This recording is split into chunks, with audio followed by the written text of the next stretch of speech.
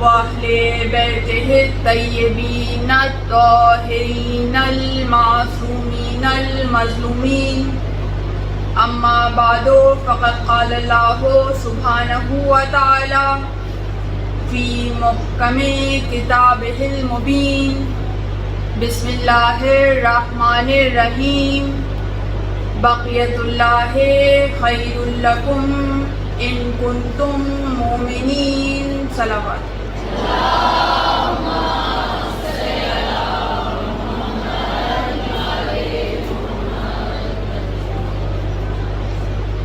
تمام حمد و صلاح کے لیے کہ جس کی مداح تک بولنے والے کی رسائی نہیں، جس کی نعمتوں کو گننے والے گن نہیں سکتے، نہ کوشش کرنے والے اس کا حق ادا کر سکتے ہیں، نہ بلند پرواز ہمتیں اسے پا سکتی ہیں، نہ عقل و فہم کی گہرائیاں اس کی تہ تک پہنچ سکتی ہیں۔ اس کے کمال ذات کی کوئی حد معین نہیں، نہ اس کے لیے توصیفی الفاظ ہیں، نہ اس کی ابتدا کے لیے کوئی وقت ہے کہ جسے شمار میں لایا جا سکے، نہ اس کی کوئی مدت ہے کہ جو کہیں پہ ختم ہو جائے۔ صلوات بھی دیں۔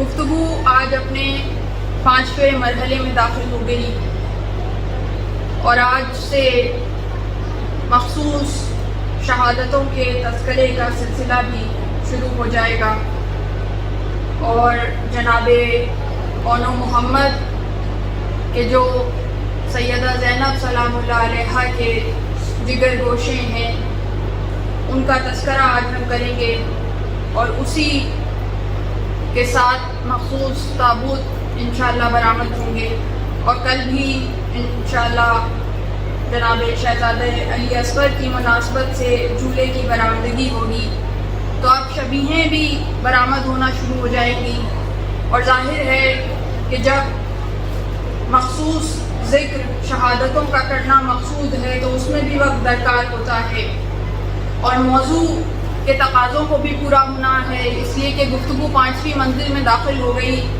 اور اب انتہائی اہم نکات آپ کے گوش گزار کرنے کی ضرورت ہے، اس لیے کہ تمہیدی مراحل بھی ہم نے گزار لیے، اور جو ضرورت موضوع ہے، جو پری ریکوزٹس ہیں، جو ریکوائرمنٹس ہیں، ان پہ بھی ہم نے سیر حاصل گفتگو کی۔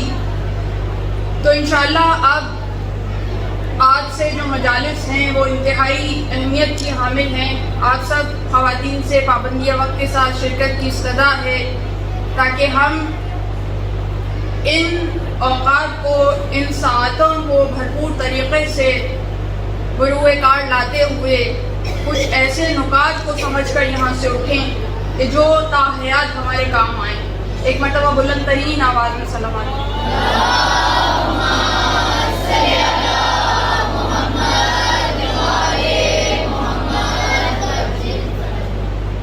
جتنی خواتین ہیں جتنا آگے آ سکتی ہیں آ جائیں، کیونکہ بعد میں جو ہے ہال بھر جاتا ہے تو پیچھے آنے والی خواتین کو مشکل درپیش ہوتی ہے، اور بیچ میں مجلس منقطع ہو، سلسلہ مجلس افیکٹ ہو، اس سے بہتر ہے کہ پہلے ہی ہم جگہ بنا لیں۔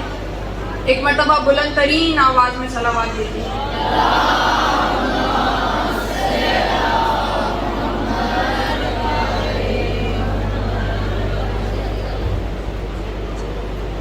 اب تک جو گفتگو ہے اطاعت قائم آل محمد کے عنوان سے،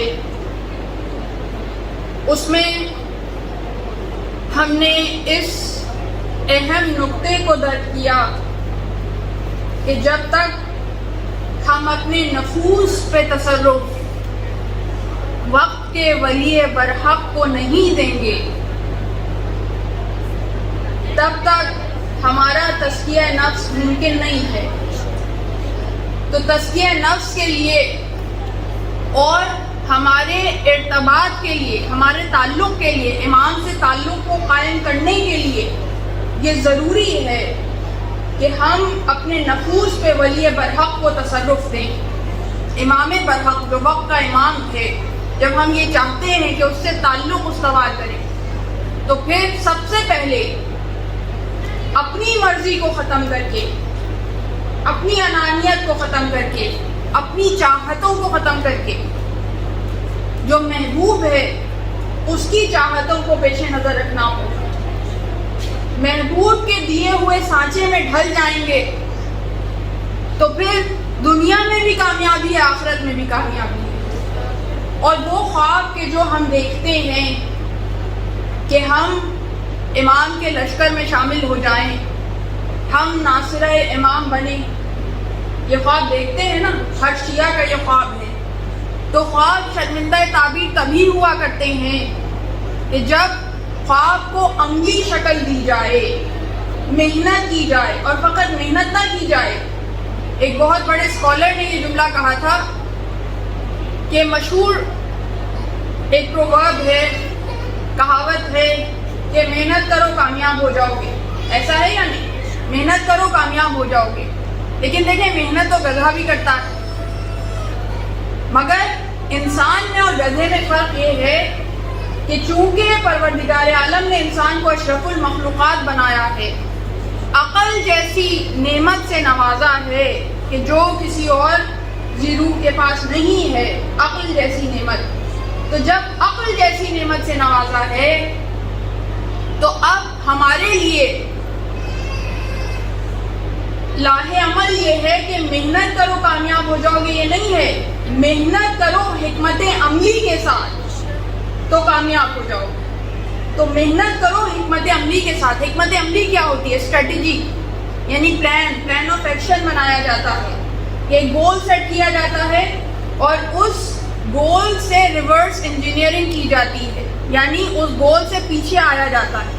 ایک گول ہے، ایک منزل ہے جہاں ہمیں پہنچنا ہے، سب سے پہلے اس کا تعین کیا جاتا ہے، اور اس میں بحث نہیں ہے کہ وہ گول بہت بڑا ہے، بہت چھوٹا ہے، ہم اس کے قابل ہیں یا نہیں ہیں۔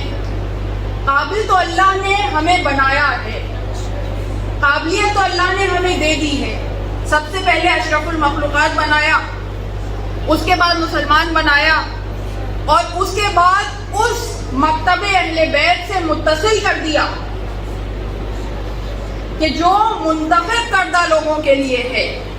تو منتخب تو پروردگار عالم نے ہمیں کر دیا، قابلیت تو ہمیں دے دی، تو قابلیت ہمارے اندر موجود ہے۔ تو اس میں شک نہ کریں کہ کون سی منزل، کون سا گول کتنا بلند ہے، ہر بلندی کو ہم پا سکتے ہیں، بلکہ اگر آپ ایک مرتبہ اس منزل کی طرف قدم بڑھائیں گے تو منزل آپ کے قدم چومے گی، بلندی آپ کی طرف آئے گی، مگر اسٹریٹجی ضروری ہے، پلاننگ ضروری ہے کہ آپ نے ایک ہدف کا تعین کیا، گول بنایا۔ اب گول کیا ہے کہ ہم نے ناصرہ امام بننا ہے، انشاءاللہ ہم نے امام کے لشکر میں شامل ہونا ہے، یہی گول ہے نا، یہی ہدف ہے۔ اب جب یہ ہدف بنا لیا تو اس سے ریورس انجینئرنگ شروع ہوتی ہے، یعنی اس سے اب ہم پیچھے کی طرف آنا شروع ہوتے ہیں۔ یہ مستقبل ہے، یہاں تک ہم نے پہنچنا ہے، اب ہم نے پیچھے آنا شروع کیا۔ کتنا پیچھے آئے؟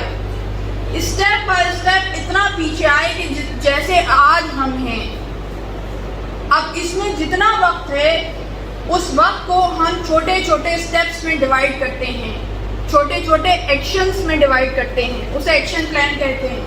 یعنی کیا کیا اسٹیپ ہم روزانہ لیں گے، ایک ایک اسٹیپ۔ دیکھیے ماؤنٹ ایوریسٹ بھی جب سر ہوتا ہے تو اس کا آغاز ایک قدم سے ہوتا ہے۔ کبھی ایسا نہیں ہوا کہ ماؤنٹ ایوریسٹ کو سر کرنا چاہے اور ایک دم سے وہ کسی ایک بڑی منزل پہ پہنچ جائے، نہیں۔ آپ کے سامنے مثالیں آئے دن آتی ہیں نا، K2 سر کر لیا، ماؤنٹ ایوریسٹ سر کر لیا، ہمالیہ کی پہاڑیاں سر کر لی، ہے یا نہیں؟ ان کا وہ ہدف ہے، انہوں نے اپنی زندگی کا مقصد اسے بنایا، وہ ان کی قسمت ہے۔ ہم نے اس سے اونچی منزل بنائی ہے، ماؤنٹ ایوریسٹ تو کچھ بھی نہیں ہے، کچھ بھی نہیں ہے۔ ہم نے وہ ہدف بنایا ہے کہ جو اس سے بہت بلند ہے، مگر اس کا آغاز پہلے قدم سے ہوتا ہے۔ ہر منزل تک پہنچنے کا آغاز پہلے قدم سے، تو وہ پہلا قدم ہر روز کے حساب سے ایک یونٹ ہے، دن ایک یونٹ ہے، اس دن کے حساب سے گزاریے کہ اس دن میں میرے یہ کام ہے، یہ میں اتنے عرصے تک کروں گی تو یہ مائل سٹون اچیو ہوگا، یہ پہلی منزل، پھر دوسرا پڑاؤ، پھر تیسری منزل، پھر تیسرا پڑاؤ، اس طرح کرتے کرتے آپ منزل تک پہنچتے ہیں۔ اس کی ایک بالکل سامنے کی مثال آپ کے سامنے پیش کروں. 40 آتا ہے، اس میں 40 واک ہوتی ہے، بہت سونے کی ہوگی ماشاءاللہ. بہت سے خوش نصیب ہیں جنہوں نے نہیں کی. پروردگار عالم انہیں اس سعادت سے فیضیاب ہونے کی سعادت نصیب فرمائے. یہ نعمت نصیب فرمائے. یہ نعمت ہے. یہ سفر بذات خود ایک نعمت ہے. یہ سفر بذات خود ایک منزل ہے. تو وہاں ایسا ہی ہوتا ہے کہ نجف سے لوگ سفر کا آغاز کرتے ہیں، کچھ لوگ بیچ میں سے بھی کرتے ہیں. تو ہر ایک کی اپنی زندگی ہے. آپ اپنی زندگی کے حساب سے آغاز کریں گے تو سب سے پہلے سمجھے نجف ہے. کچھ لوگ نجف سے پہلے سے چلنا شروع ہوتے ہیں، بہت سے لوگ ہیں تو اس سے بھی پہلے سے چلنا شروع ہوتے ہیں. لیکن اگر ہم نجف سے آغاز کریں تو آپ وہ سفر جب گزارتے ہیں اس میں ڈفرینٹ پولز ہوتے ہیں، پولز کے نمبر ہوتے ہیں، ایسا ہے یا نہیں؟ تو وہ پولز جو ہیں وہ پڑاؤ ہیں، وہ پول جو ہے وہ منزل ہے جو آپ کو بتاتے جاتے ہیں ایک پول سے دوسرے پول، تیسرے پول، چوتھے پول. 100 کچھ ایگزیکٹ نمبر ابھی مجھے یاد نہیں ہے، وہ اتنے پولز ہیں جو اس پورے راستے میں ہیں. اور اس کے بعد وہ بڑی منزل آتی ہے کہ جس کے لیے سفر کا آغاز کیا تھا. اس منزل میں اور اس منزل میں بہت مماثلت ہے. وہ بھی معصوم امام ہے جس کی زیارت تک ہم نے پہنچنا ہے.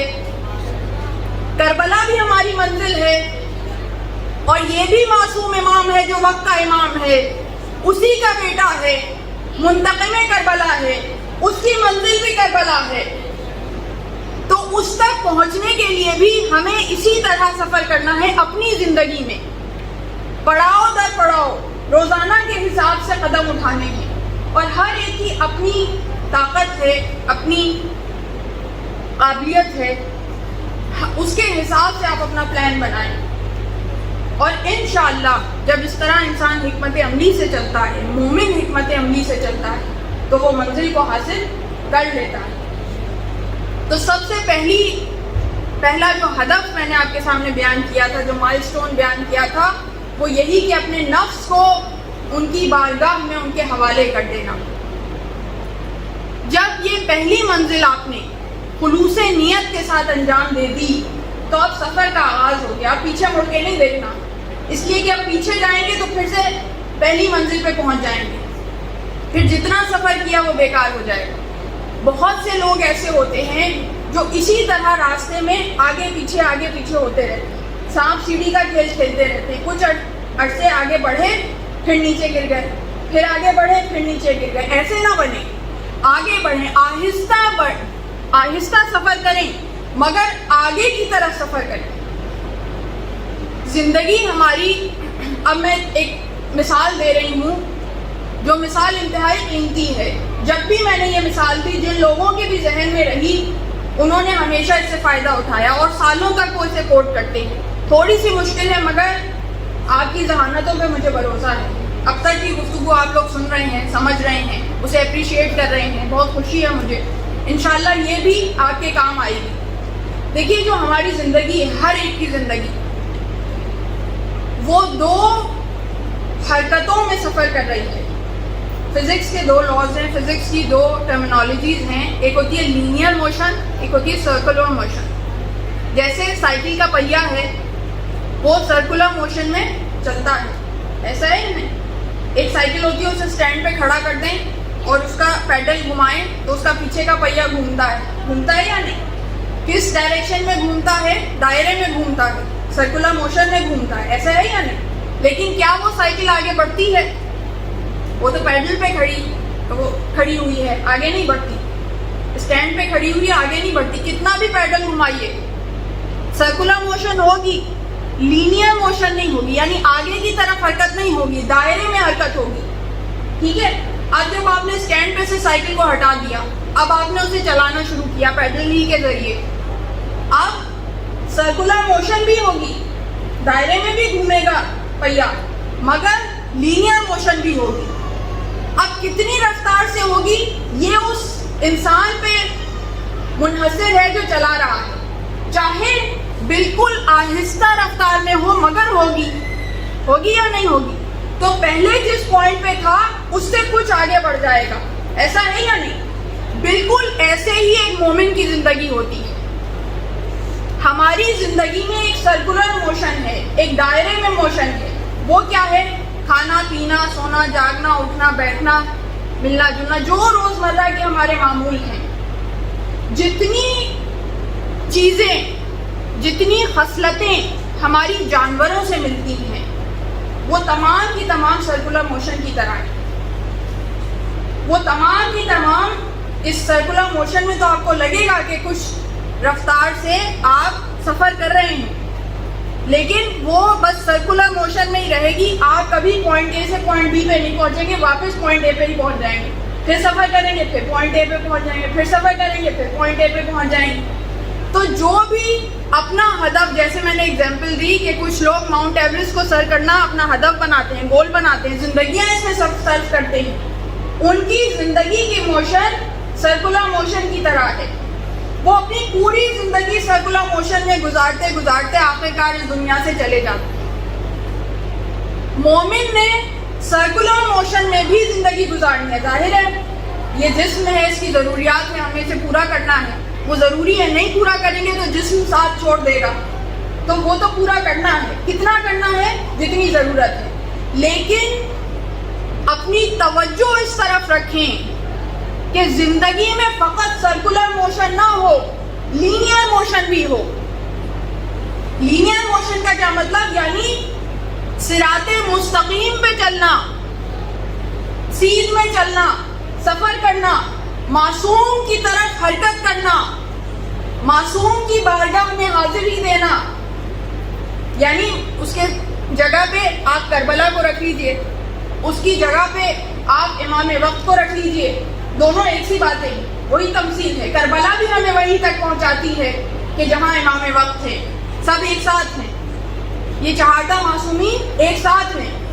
تو 14 جو راستے ہیں دراصل ایک ہی راستہ ہے کہ جو صراط مستقیم ہے. تو جب وہ ہدف ہے تو اب اگر صرف سرکولر موشن میں زندگی گزارتے رہیں گے, روز مرہ بس صبح ہوئی شام ہوئی, صبح ہوتی ہے شام ہوتی ہے, زندگی یوں ہی تمام ہوتی ہے, اگر یہ ہوگا تو پھر کبھی منزل تک نہیں پہنچ سکتے. پھر عام انسانوں ہی کی طرح زندگی گزاریں گے. عام انسان وہ بھی جو دیکھنے میں بڑے بڑے دنیاوی کامیابیاں حاصل کر رہے ہیں, مگر بہرحال ان کی زندگی سرکولر موشن میں ہی ہے. وہ تمام کامیابی اسی دنیا میں رہ جائے گی, وہ تمام کامیابی انہیں کسی منزل تک نہیں پہنچائے گی.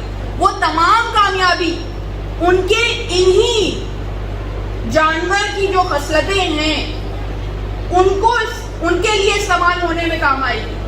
یہی ہے نا, کھانا پینا سونا جاگنا رہنا, اسی میں استعمال ہوتا ہے نا. ان کا جتنا بھی مال و اسباب ہے, ان کی جتنی شہرت ہے, جو بھی وہ کماتے ہیں زندگی میں, شہرت کماتے ہیں, مال کماتے ہیں, نام کما لیا, زمین حاصل کر لی, جو بھی ہے سب اسی دنیا میں رہ جائے گا. اس لیے کہ مادی ہے, سب دنیا میں ہی رہنے والا ہے, دنیا ہی سے مربوط ہے, تو یہی رہ جائے گا.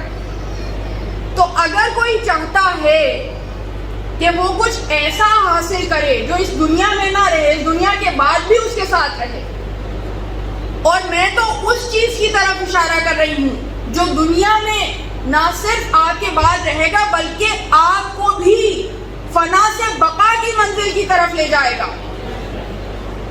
پھر آپ فنا نہیں ہوں گے, آپ کا نام فنا نہیں ہوگا, ہمیشہ باقی رہے گا, ہمیشہ باقی رہے گا. کس کا نام باقی رہے گا؟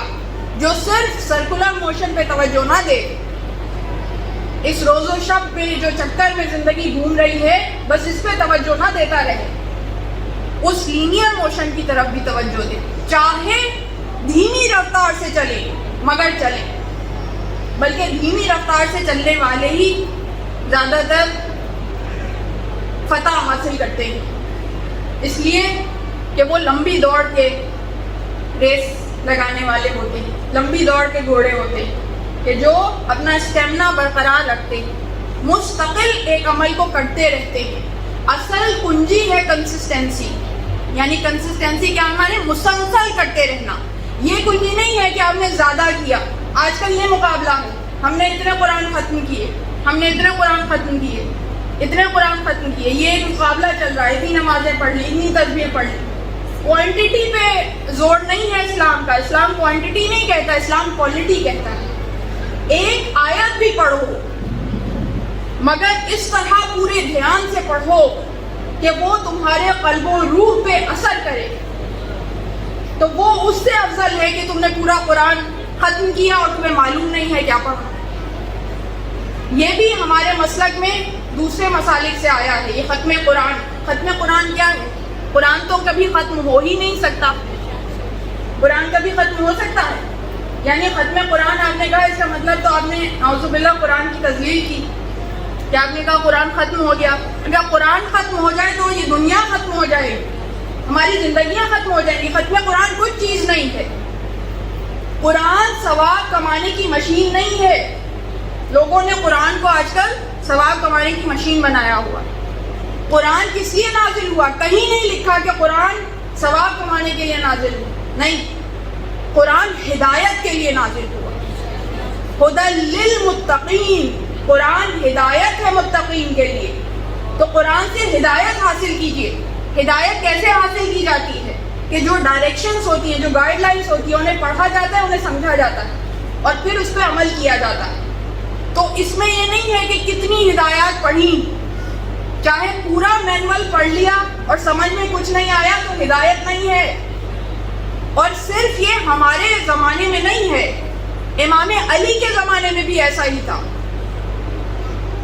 امیر المومنین امام علی ابن ابی طالب علیہ السلام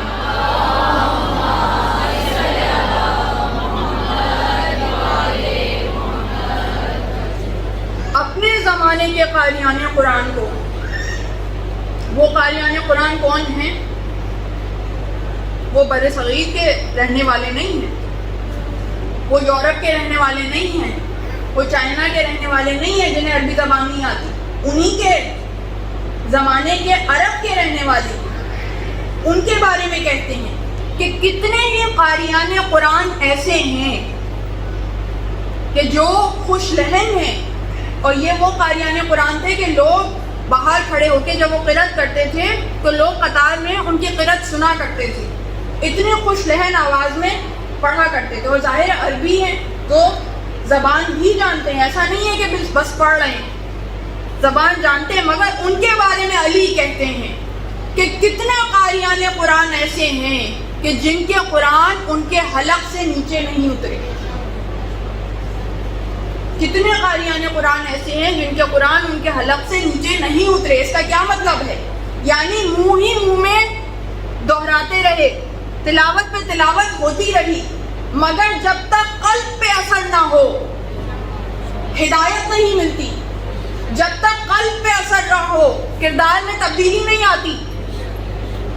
علی نے نشاندہی کی اور ہم نے دیکھا کہ ایسے کتنے ہی قاریان قرآن علی کے مقابلے میں آئے, حسن کے مقابلے میں آئے, کربلا میں حسین کے مقابلے میں آئے, کہ جو تلاوتوں پہ تلاوت کر رہے تھے مگر عمل کیا تھا؟ عمل بتا رہا تھا کہ ایک حرف کا بھی اثر نہیں ہے, ہدایت حاصل نہیں ہوئی. تو ہم نے ایسا قرآن نہیں پڑھنا. اسی لیے تراویح پڑھنا ہمارے ہاں غلط ہے, کیونکہ قرآن میں بھی یہ درج ہے, رسول اللہ نے بھی فرمایا کہ قرآن کو آہستہ آہستہ ٹھہر ٹھہر کر پڑھو. یہ نہیں ہے کہ بس تیزی سے پڑھ کے وہ گزرتے چلے جائیں. نہیں, کیوں؟ ہدایت کے لیے آیا. ہدایت آہستہ آہستہ سمجھ کے حاصل کی جاتی ہے, عقل کو استعمال کر کے حاصل کی جاتی ہے. تو کوانٹٹی پہ توجہ نہ ہو, کوالٹی پہ توجہ ہو. کوالٹی کے ساتھ ہدف بنائیے. اب آپ کہیں گے کہہ تو دیا انہوں نے ہدف, اب سمجھ میں ہی نہیں آ رہا کہ اب کیا کیا رکھیں بیچ میں پلان میں. تو آسان میں آپ کے لیے کر دوں. ہر ایک کی زندگی میں سال پہ سال گزرتے ہیں. یہ آغاز سال ہے, انشاءاللہ اگلے سال پھر سے آغاز سال پہ ملاقات ہوگی. بیچ میں پورا سال گزرے گا. ہر سال میں 12 مہینے ہوتے ہیں اور ہر سال میں 12 مہینے ہیں اور ہمارے 12 ہی آقا ہیں, 12 امام ہیں. ایسا ہے یا نہیں؟ ہر ایک مہینے کو ایک امام سے منسوب کر دیجئے. یہ محرم کا مہینہ ہے, یہ تو ہے ہی منسوب امام حسین کے ساتھ. تو ہر مہینے کو ایک امام سے منسوب کر دیجئے. ویسے تو تمام اماموں کی کے جو اوصاف ہیں وہ مشترک ہیں، ایک سے ہیں، جو اوصاف ان میں ہے وہ ان میں ہے، لیکن کچھ اوصاف ایسے ہیں جن کے اظہار کا انہیں زیادہ موقع ملا، جیسے امام حسین علیہ السلام ہیں، وہ سید الصابرین ہیں۔ کیا باقی ائمہ نے صبر نہیں کیا؟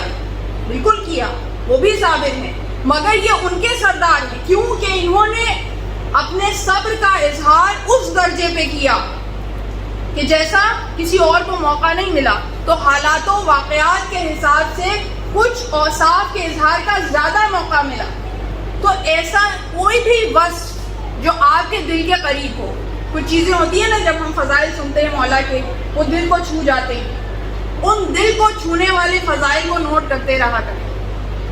ویسے تو دل میں نوٹ کریں، ذہن میں نوٹ کریں، مگر نوٹ بک بھی رکھ لیں تو اچھا ہے، اس لیے کہ اب حافظے اتنے مضبوط نہیں رہے، بھول جاتے ہیں چیزیں، تو نوٹ کر لیں۔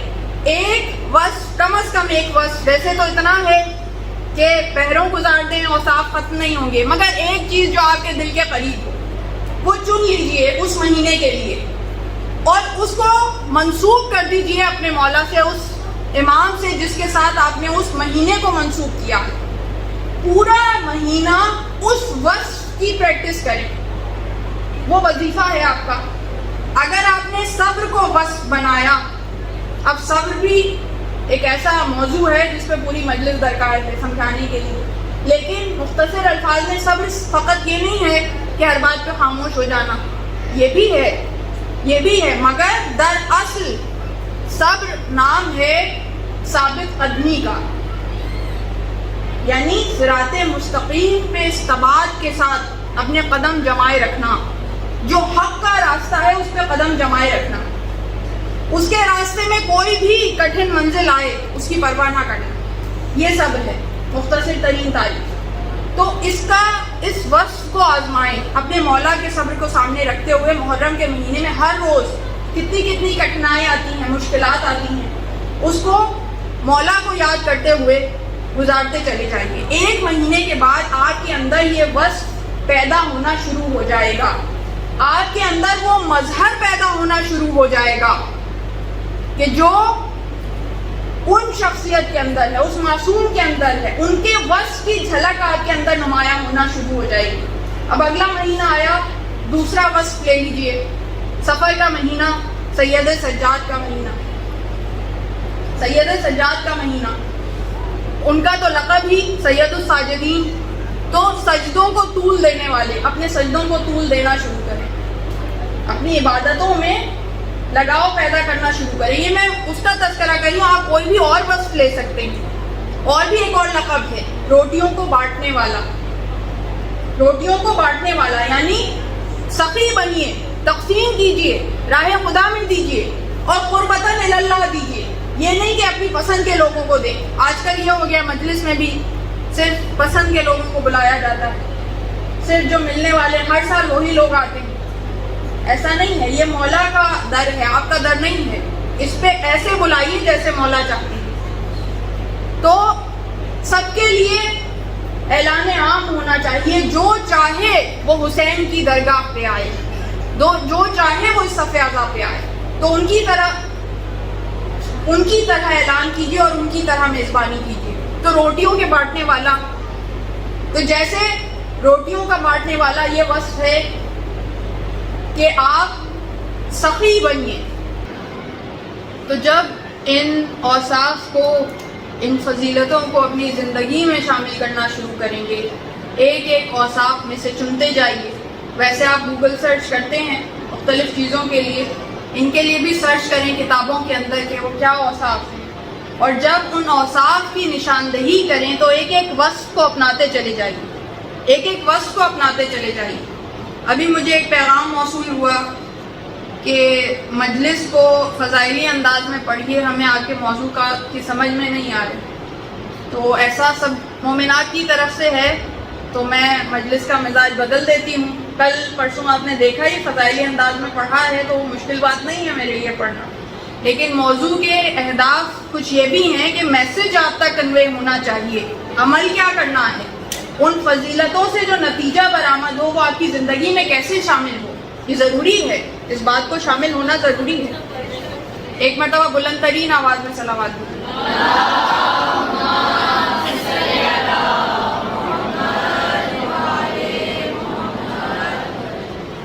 یہ سب فضیلتیں ہی فضیلتیں. اوصاف کیا ہیں؟ فضیلتیں. جب تک وہ فضیلتیں ہماری زندگی میں شامل نہیں ہوں گی، جب تک ہم اپنے کردار میں انہیں شامل نہیں کریں گے، تو پھر وہ اسی طرح ہے جیسے میں نے مثال دی کہ قرآن کی تلاوت منہ میں کرتے رہنا، کردار میں تبدیلی کا نہ آنا. یہ بھی تو ناطق قرآن ہے، یہ بھی تو ناطق قرآن ہے.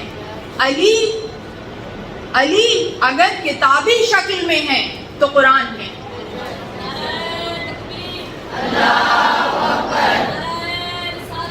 یا رسول اللہ، یا علی، یا علی.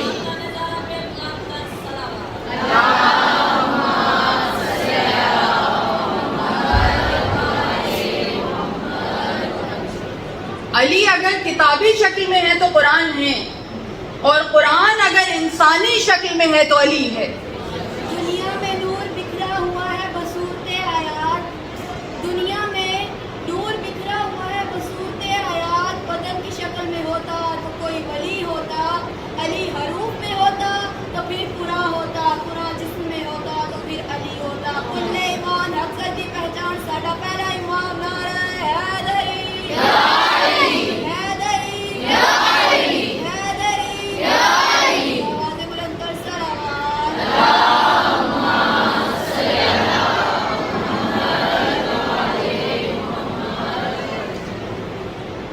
تو فقط فضائل بیان کرنا اور یا صرف درسی مجلس پڑھنا یہ میرا طریقہ نہیں ہے. پیغام بھی ساتھ ہو، فضائل بھی ساتھ ہو. ان فضائل سے کیا نتیجہ نکل رہا ہے، وہ زندگیوں پہ کیسے اندر آمد اس کا ہوتا ہے، یہ ضروری ہے. تو یا تو ممکن ہے انہوں نے پچھلی مجالس نہیں سنی تو اب ان کو موضوع سمجھ میں نہیں آ رہا، کچھ بھی وجہ ہو سکتی ہے، لیکن جو میری استطاعت ہے، جو حیثیت ہے، اس کے حساب سے میں بیان کرنے کی کوشش کر رہی ہوں کہ فضائل محمد و آل محمد کو زندگی میں شامل کریں، تب اس منزل تک پہنچ سکتے ہیں جو منزل ہمارا ہدف ہے. کہ جیسا مومن مولا ہمیں بنانا چاہتے ہیں ویسے ہم کیسے بن سکتے ہیں کہ کسی ایک فضیلت کو ہر مہینے اپنے اندر شامل کریں. جب یہ 12 مہینے 12 اماموں سے جو منسوخ کیا آپ نے، یہ 12 مہینے گزریں گے تو آپ کے اندر 12 ایسے اوصاف جمع ہو جائیں گے جو ایک گلدستہ بن جائے گا، جس کی خوشبو سے فقط آپ کی زندگی معطر نہیں ہوگی، آپ کے ارد گرد جتنے لوگ ہیں ان کی زندگی بھی معطر ہوگی. اور یہ میں نہیں کہہ رہی کہ فقط 12 پہ ہی اکتفا کرنا ہے. اگلا سال شروع ہوا، اب 12 میں اور گلوں کا اضافہ کرنا شروع کیجیے. 12 کا 24، 24 کا 36. یہ تو وہ ہستیاں ہیں جن کے اوصاف ختم ہو ہی نہیں سکتے، اور ظاہر ہے آپ بھی کوئی بس کمال پہ نہیں حاصل کر لیں گے، پریکٹس درکار ہے ان کو. اور یہ نہیں ہے کہ پچھلا وقت چھوڑ دیا اگلے کو اپنانے کے لیے، نہیں، وہ بھی پریکٹس میں ہے، وہ بھی ساتھ ساتھ چل رہا ہے. تو جب سالوں سال گزرتے چلے جائیں گے اور آپ کے گلدستے میں وہ گل شامل ہوتے چلے جائیں گے کہ جنہیں کبھی خزاں کا منہ دیکھنا نہیں پڑتا، ان گلوں پہ کبھی خزاں نہیں آتی، یہ ہمیشہ بہار میں رہتے ہیں. تو جب یہ گلدستہ آپ کی کردار میں، زندگی میں شامل ہو جائے گا تو پھر ایسی مہک اٹھے گی آپ کی زندگی میں سے، آپ کی روح میں سے، کہ پھر آپ کو یہ نہیں کہنا پڑے گا کہ میں ناصرہ امام بننا چاہتی ہوں، میں چاہتی ہوں کہ امام کے لشکر میں شامل ہوں، میں چاہتی ہوں امام مجھے چن لیں، میں یہ کام کر رہی ہوں، میں یہ کام کر رہی ہوں. نہیں، امام سے کہنا بھی نہیں پڑے گا، وہاں سے اعلان ہوگا کہ فلاں شہر میں، فلاں محلے میں، فلاں گلی میں، فلاں گھر میں ہماری ناصرہ رہتی ہے.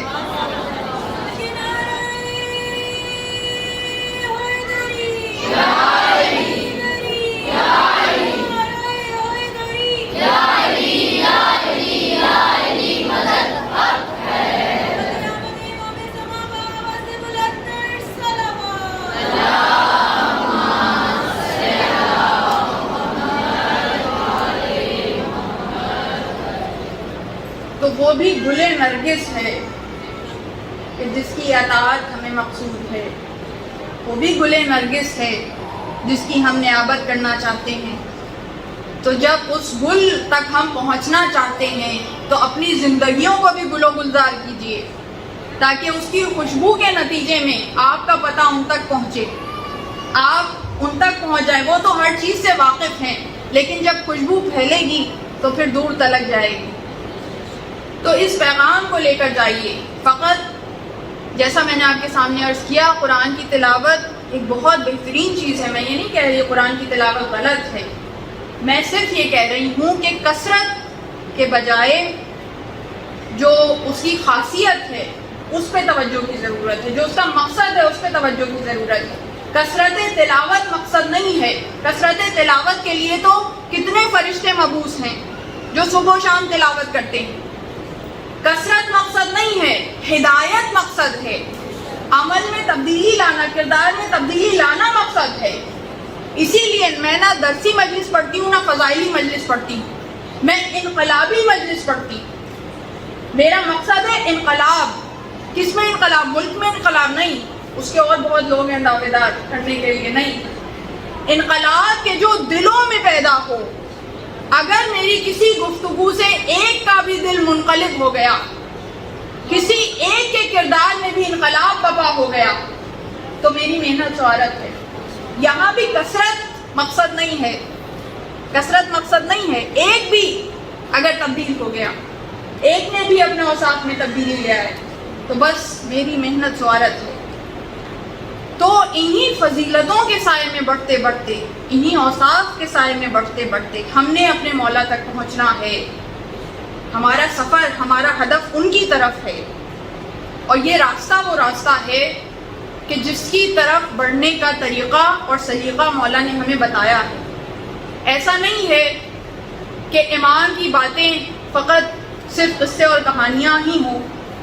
ایمان کے غیبت میں جانے کے بعد بھی بہت سے ایسے واقعات رونما ہوئے کہ جہاں امام مدد کے لیے آئے۔ آپ کی نگاہوں سے گزرے ہوں گے وہ واقعات جو ملاقاتیں با امام زمان کے نام سے ہیں۔ اور یہ بات آپ لکھ کے رکھ لیجئے کہ جب آپ اپنے مولا سے اس طرح سے ارتباط قائم کریں گی، اس طرح سے خلوص نیت کے ساتھ ان کی طرف سفر کرنا شروع کریں گی، ان کے راستے میں ان کی مجاہدہ بنیں گی، تو ممکن نہیں ہے کہ آپ کو کوئی مشکل درپیش ہو اور وہ مدد نہ کرے۔ نعرہ حیدری، حیدری، حیدری،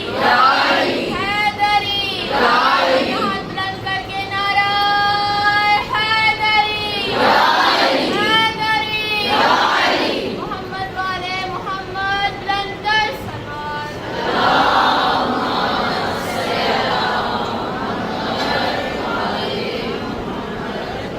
تو ممکن نہیں ہے کہ وہ مدد نہ کریں، وہ دستگیری کرنے والے ہیں، مدد کرنے والے ہیں، ممکن نہیں ہے۔ تو جب آپ سفر کا آغاز کریں گی تو وہاں سے مدد ہوگی۔ اور قرآن کی آیت ہے کہ جو پروردگار عالم کو یاد رکھتے ہیں اور رجوع قلب کے ساتھ یاد رکھتے ہیں تو ہم ان کی مدد کے لیے ملائکہ نازل فرماتے ہیں۔ یہ معصومین کے لیے نہیں ہے، فقط عام انسانوں کے لیے قرآن آواز دے رہا ہے، قرآن آواز دے رہا ہے۔ تو پھر مدد کے لیے ملائکہ آتے ہیں، تو ایسا نہیں ہے کہ مدد نہیں ملے گی۔ آپ ایک مرتبہ اس طرف قدم بڑھائیں تو صحیح۔ اور کتنے ہی واقعات ہیں، ایک جواہر البیان میں واقعہ درج ہے، واقعہ شاید آپ نے سنا ہو، لیکن میرا مقصد یہاں اسے بیان کرنے کا، اس کا نتیجہ آپ کے سامنے پیش کرنا ہے کہ جواہر البیان میں درج ہے کہ بحرین کا جو بادشاہ تھا وہ نصرانی تھا، اور اس کا جو وزیر تھا وہ خارجی تھا۔ تو اب وہ جو خارجی وزیر تھا چونکہ محمد و آل محمد سے بغض رکھتا تھا، اور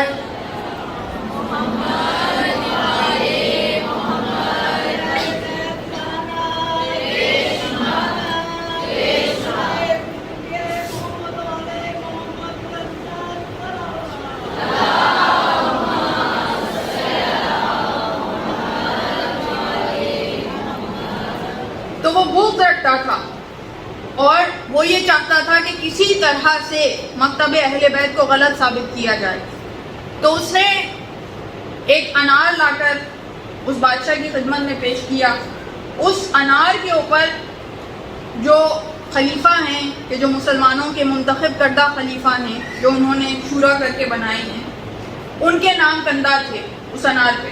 ایسا ہوتا ہے نا, معجزہ دکھاتے ہیں, پتے پہ نام آ گیا, درخت پہ نام آ گیا, تو لوگ بہت اس سے امپریس ہو جاتے ہیں کہ بھئی یہ تو اللہ کی طرف سے ہے, ورنہ کیسے آ گیا. تو اب جب انار پہ نام کندہ ہوئے دیکھے خلفاء کے, اور اس نے کہا کہ بھئی دیکھیں انار پروردگار عالم کی طرف سے خلق کیا گیا, اس کی پیداوار ہے, اس پہ یہ نام آ رہے ہیں, اس کا مطلب ہے یہ خلفاء اللہ کی طرف سے منتخب کردہ ہیں, اس کی مثال موجود ہے.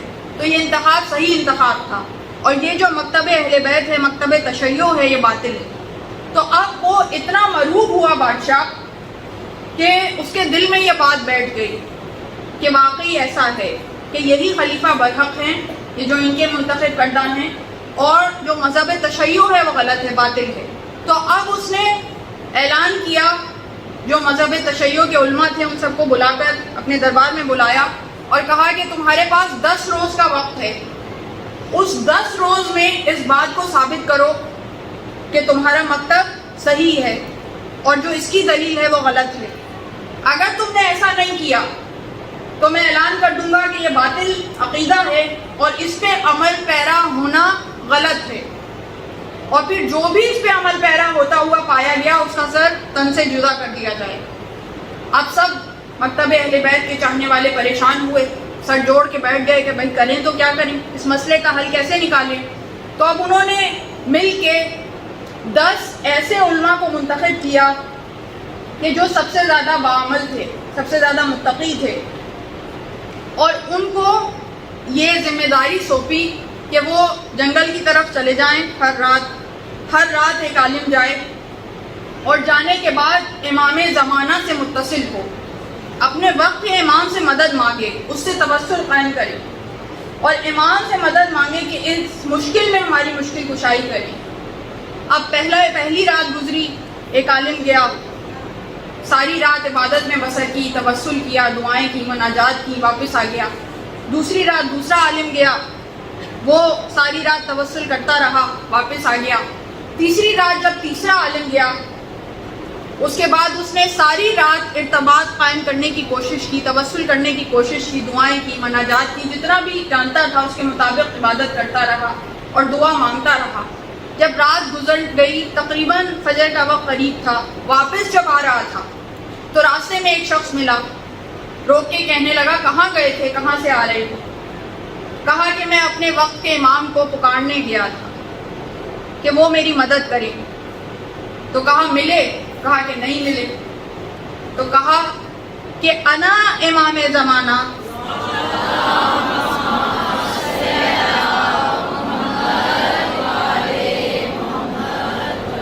انا امام زمانہ فانظر حاجت کا, جو اپنی حاجت ہے وہ پیش کر. تو اس عالم نے کہا اگر آپ امام زمانہ ہیں تو پھر حاجت پیش کرنے کی ضرورت کیا ہے, آپ تو دلوں کے حال جانتے ہیں, آپ تو سب جانتے ہیں, آپ تو حل بتائیے. تو دیکھیے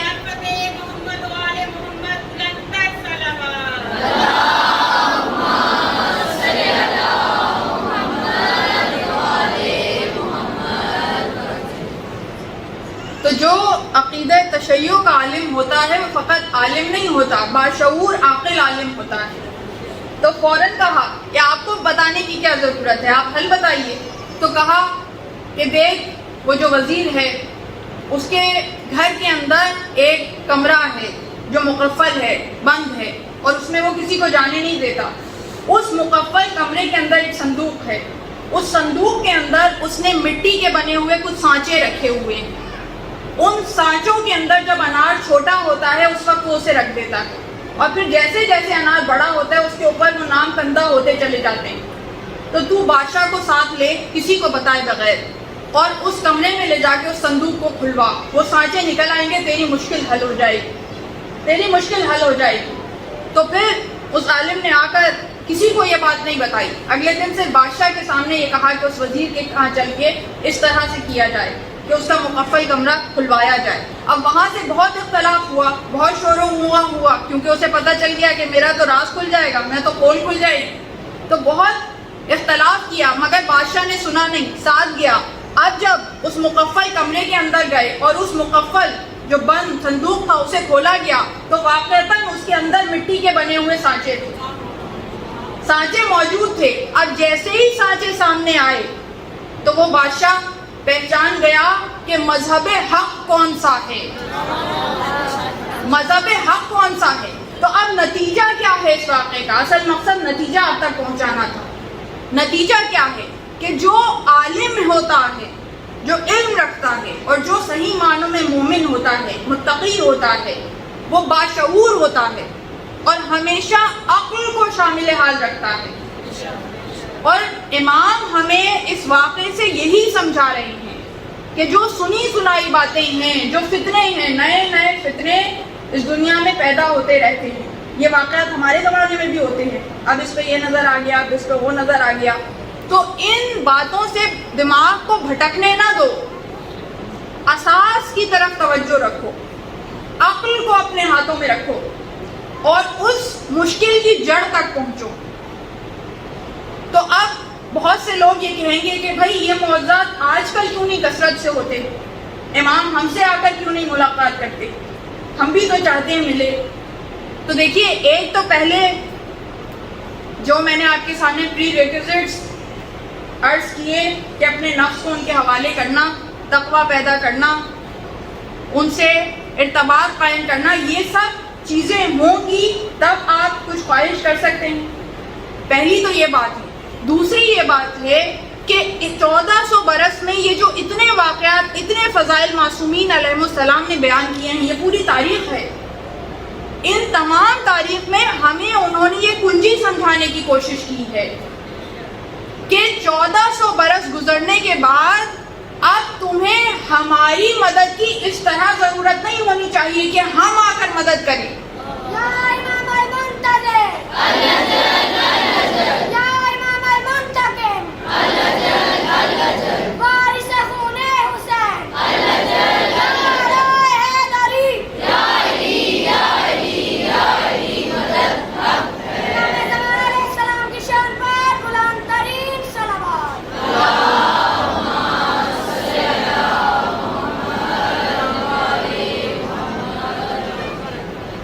تو اب 1400 برس کے بعد ہم اپنے مومنین میں یہ صلاحیت چاہتے ہیں کہ ان تمام فضائل کو دیکھتے ہوئے, سنتے سنتے, بار بار سنتے سنتے تم میں یہ صلاحیت پیدا ہو جائے کہ تم مشکل کشائی کرو, تم دوسروں کی مشکلوں کو حل کرو.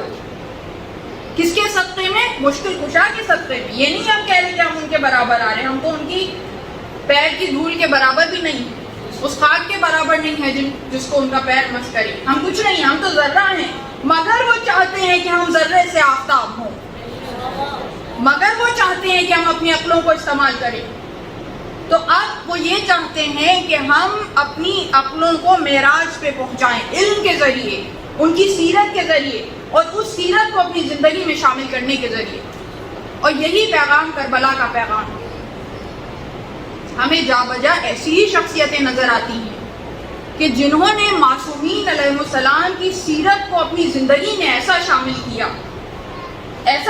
کیا کہ پھر وہ معصوم نہیں تھے, مگر شریعت میں ان کے لیے خاص لفظ ہے محفوظ عن الخطا. محفوظ عن الخطا یعنی انہوں نے اپنے کرداروں کو, اپنے نفوس کو اس معراج پر پہنچا دیا کہ اب انہیں کہا جاتا ہے کہ وہ ہر خطا سے محفوظ ہیں. خطاؤں سے اپنے نفوس کو پاک کر لیا, اپنے کردار کو پاک کر لیا. یہ ہمیں کر کے دکھایا, کربلا کے سپاہیوں نے یہ ہمیں کر کے دکھایا. اور جو کربلا کی سالار ہیں, آج ان کی قربانیوں کا تذکرہ ہے. جو سالار کربلا ہیں, کون ہے سالار کربلا؟ کربلا سے جب امام حسین رخصت ہوئے ہیں تو جو سالاری ہے وہ امام زمانہ سید الساجدین کے ہاتھ میں نہیں دی ہے, امام سالاری زینب کبریٰ کے ہاتھ میں دی, وہ سالار. اور دیکھیے کربلا کا میدان وہ میدان ہے کہ جس کی نسبت حسین سے جتنی زیادہ ہے، اس کی صعوبتیں، اس کی مصیبتیں، اس کا امتحان بھی اتنا زیادہ ہے۔ اور حسین سے سب سے قریب کون ہے؟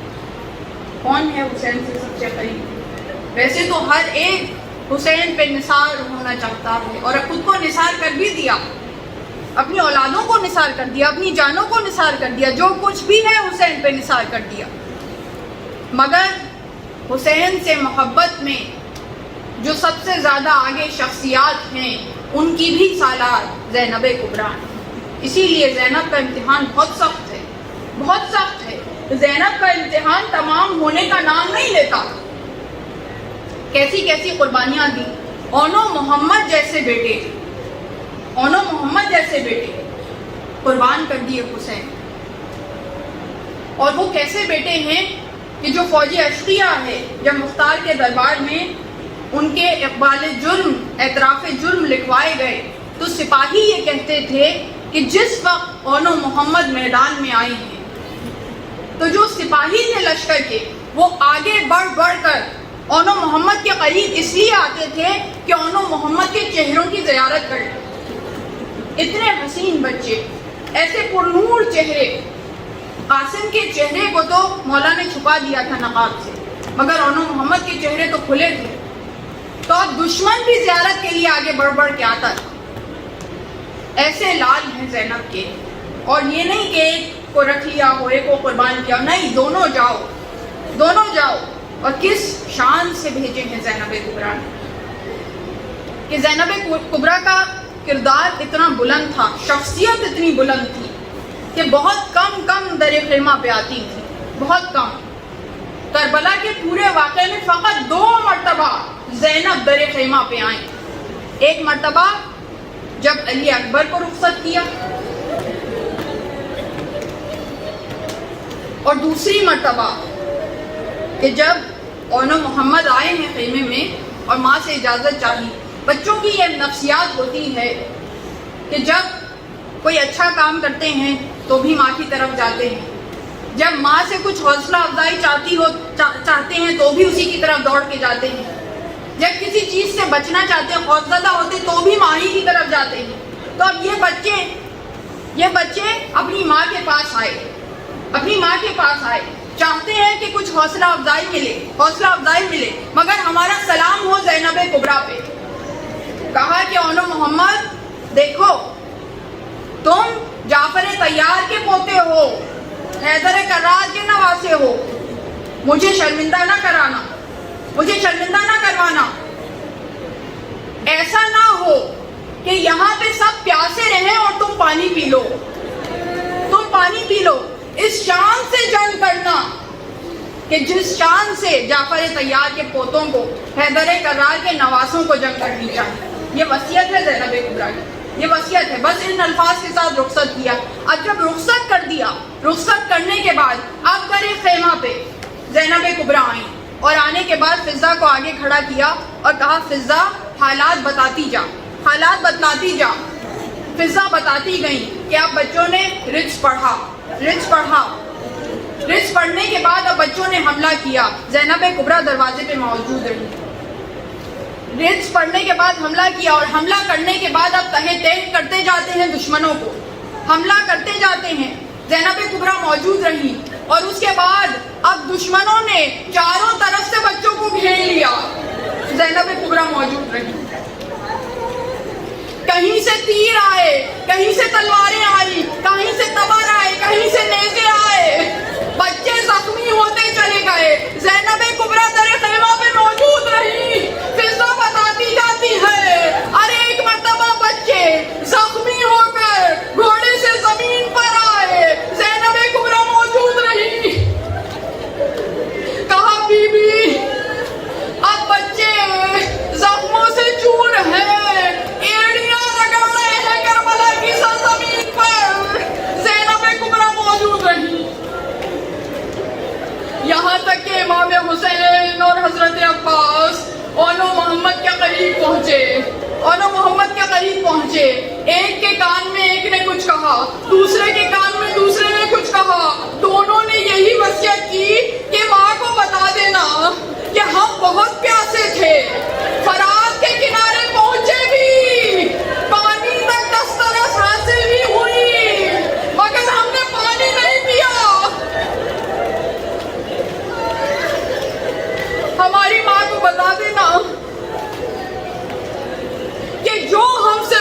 सका, जो हमसे बन पड़ा, जो हमारी इस्तात थी, जितनी हमारी ताकत थी उतनी हमने जंग की।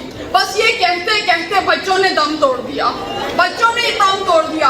अब एक का लाशा हुसैन ने उठाया, एक का लाशा अब्बास ने उठाया, दोनों लाशें क़याम हुसैनी में आए। सुबह से शाम तक, सुबह से इस वक्त तक, शाम का वक्त करीब है इसलिए कि इमाम हुसैन की शहादत करीब है, उससे चंद घंटों पहले ही औनो मोहम्मद की शहादत हुई है। सुबह से इस वक्त तक जो भी लाशा आता था, तमाम बीवियां सरो सीना पीटती हुई लाशों पे आती थी।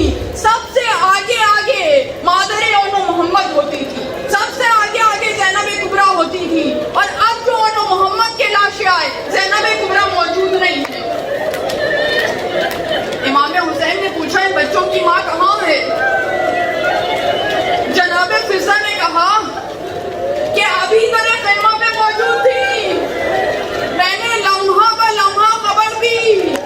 जिस वक्त मैंने ये कहा कि बच्चों ने एड़ियां रगड़ते रगड़ते दम तोड़ दिया, उस वक्त से तेरे खैमा से गायब हो गई। अब उस वक्त से अपने खैमे के अंदर है, सर सजदे में झुका हुआ है और ज़बान पे ये अल्फाज है, अल्लाहुम्मा तक़ब्बल मिन्ना हाज़ल कुर्बान।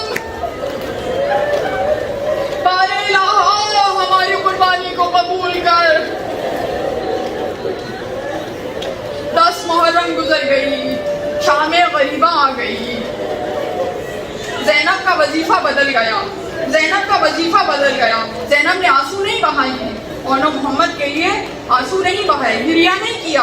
और अब जब शाम गरीबा आई है, हर बीवी सिस्कियां ले रही है, मगर ज़ैनब कुबरा, हमारा सलाम हो ज़ैनब पर, अब भी रोने का फुर्सत नहीं है, ज़ैनब को रोने की फुर्सत नहीं है।